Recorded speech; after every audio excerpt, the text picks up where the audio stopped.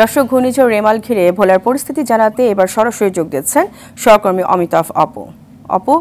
ঘূর্ণিঝড়ে ভোলায় কত সংখ্যক মানুষ আশ্রয় কেন্দ্রে অবস্থান নিয়েছে এবং তারা কি পর্যাপ্ত খাদ্য সামগ্রী পাচ্ছে কিনা জানাবেন।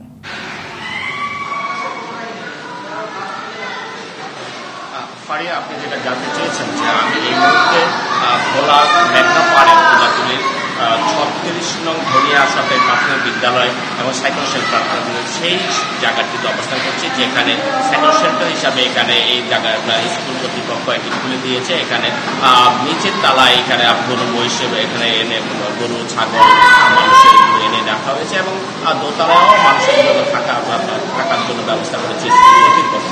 আরেকটি কথা আপনাকে জানিয়ে রাখি যে এই ধনিয়ার মেঘনা পাড়ের অপর পাড়ে সেখানে রয়েছে ভোলার মাঝের চর। সেই মাঝের চরে কাচিয়া মাঝের চরে সেখানে আশ্রয় কেন্দ্র অনেকে আশ্রয় নিয়েছে এবং সেখানে খাবার দেওয়া হয়েছে, কিন্তু এই ধনিয়া বাদ সরকারি প্রাথমিক বিদ্যালয়ে এখনো খাবার পৌঁছায় নাই। তবে উপজেলা নির্বাহী কর্মকর্তা সদরচন্দ্র বিশ্বাস জানিয়েছেন তারা এখানে খাবার প্রেরণের জন্য ব্যবস্থা রেখেছেন, মানুষজন এখানে আসবেন তখন তারা নিয়ে আসবেন। আরেকটি কথা আপনাকে জানিয়ে রাখি যে ভোলার মনপুরা উপজেলার একটি কলাতলি এলাকায় একটি পুরানো বেরি বাঁধ যেটা ধসে গেছে, সেখানে পানি প্রবেশ করছে।